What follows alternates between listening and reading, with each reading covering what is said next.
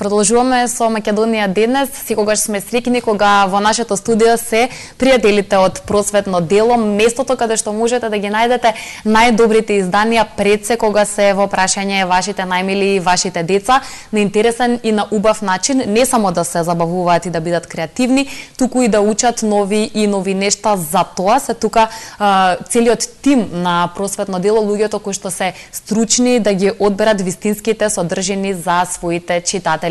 Денеска подетално ќе говориме за романите наменети за младите во издание на Просветно дело, а на оваа тема разговарам со нашата Татјана Димовска-Атанасова. Тања, добри дете во Македонија денес. Добро ве најдов. Да, ја заокружувам и оваа работна недела и секогаш убаво кога и вие сте овде со нас да представиме можеби нешто ново, нешто интересно што е дел од вашите изданија и да ги привлечеме читателите да дојдат и да си го земат истото тоа за себе. Романи за млади.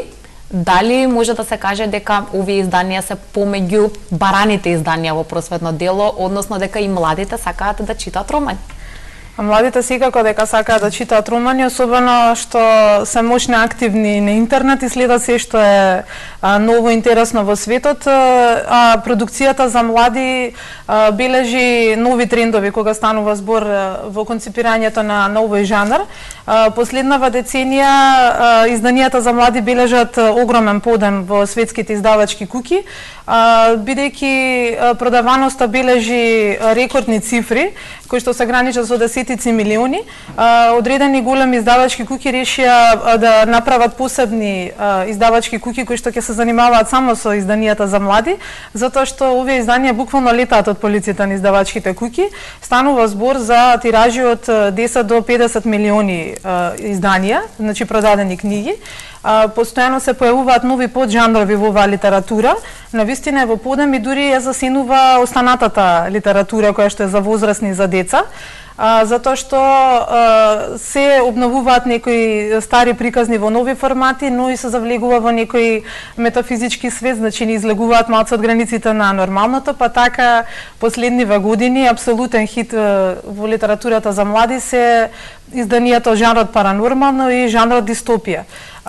Токму затоа, сакајќи нашите млади тинеџери да бидат во тек со се она што е ново и интересно кај нивните врсници во светот, Просветно дело единствено од сите издавачи во Македонија ја објави едицијата Паранормално, која што брои десетици наслови кои што се бестселери на листата на New York Times и на Publishers Weekly, и најголем дел од нив се екранизирани на големото платно или во мега популарни ТВ серии. Да, секогаш она што е екранизирано апсолутно е и привлечно. Меѓутоа, нели секогаш се поставува тоа прашање дали е подобро да се има книгата во раце и така да се почувствува приказната или истата да се гледа на платната и веројатно нели различни мислења, меѓутоа најчесто победува тоа дека сепак книгата е книга, тогаш кога ќе земеме во наши раце ќе ја прочитаме, приказната поинаку ја доживуваме. Речиси секогаш искуството покажува дека книгите се многу подобри од филмовите, бидејќи филмот не може да ја опфати книгата во детали.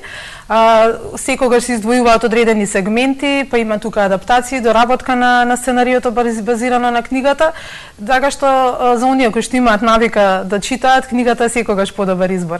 Да, неколку романи имаме тука кои што малку подетално ќе ги представиме. Сакам да ги потсетам нашите гледачи дека како и секогаш, така и овој пат нашите пријатели од Просветно дело ве наградуваат. Денеска двајцата најбрзи ќе добијат по еден роман, едниот насловен Молчи, молчи и вториот Крешендо. Преку нашиот разговор со Татјана Димовска-Атанасова ќе дознаеме и малку повеќе детали за истите.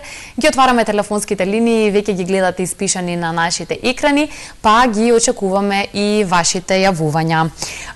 Еве, ќе почнеме од представување на овие романи, чисто за информации на нашите гледачи кои што ќе сакаат да се јават и да бидат наградени. Пред се би сакала да го представам романот Ѕвер од Алекс Флин, кој што е исто така бестселер на листата на New York Times, кој што престојуваше дури 35 недели на местото број 1 на оваа листа на најчитани. Станува збор за една модерна верзија за познатата бајка за убавицата и ѕверот, со тоа што сега действото е поместено во Нью Йорк, во денешен Нью Йорк, каде што главниот лик е едно момче кое што е богато, успешно, многу популарно популарно помеѓу своите врсници во средното училиште, меѓутоа затоа што е надмено и на моменти безобразно, една вештарка на часот по англиски ќе го претвори во ѕвер. Тој преку ден води нормален живот, меѓутоа навечер се претвара во вистински ѕвер кој што е со крзно, со оштри заби, со застрашувачки изглед. Но во ликот на убавицата се појавува една девојка која што ќе го засака и да не откривам понатаму што се случува.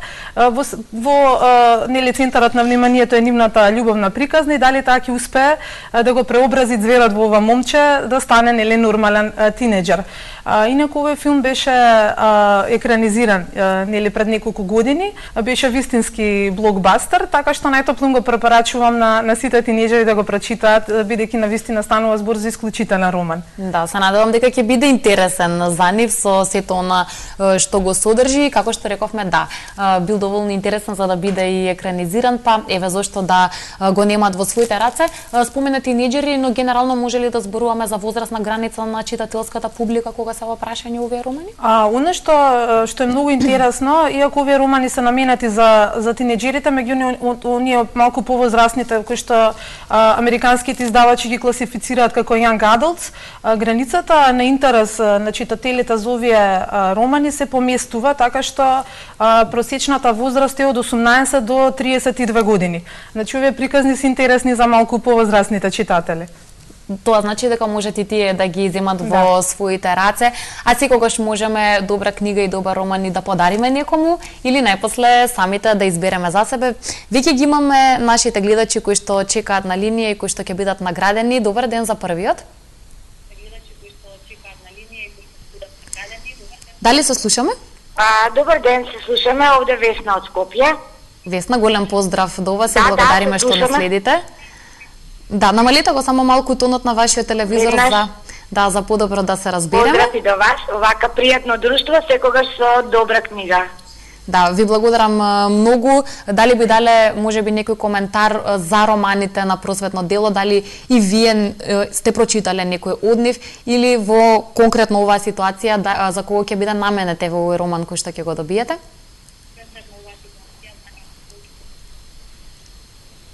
Па, овој роман ќе биде наменет за ќерка ми, таман она е тинеџерка, 9-то оделение и се надевам ќе се допадне. Се надеваме и ние, вашиот роман нормално ќе го подигнете во продажните места на Просветно дело и се надевам дека ете ќе биде еден убав подарок за вашата ќерка. Имаме уште еден гледач на линија, добар ден и за него. Добар ден. Голем поздрав до вас, со кого разговараме? Со Наталија, голем поздрав до Тања. И фала за книга. Се надевам дека појакчам македонски јазик со многу убав роман.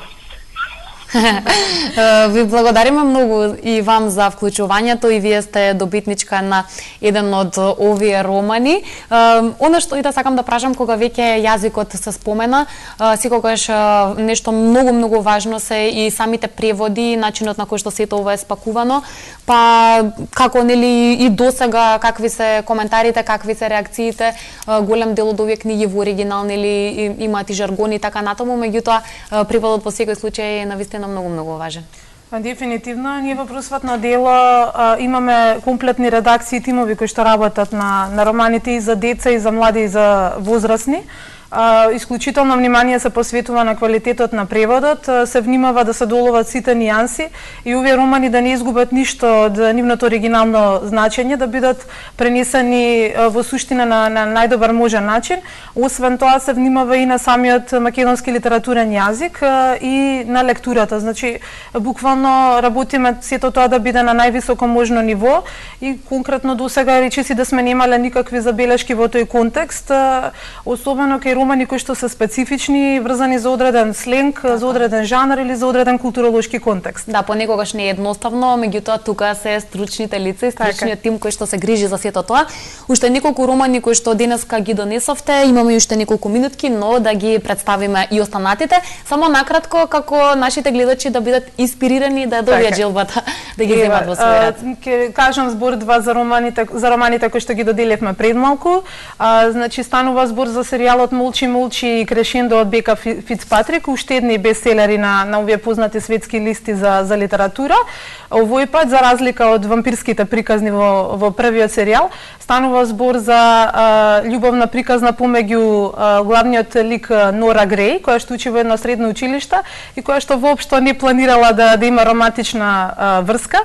Меѓутоа е привлечена од еден дечко по име Печ, кој што потоа се испоставува дека е паднат ангел и всушност станува незин ангел чувар, бидејќи таа се наоѓа во низ опасни ситуации помеѓу световите на паднатите и на бесмртните ликови во оваа приказна.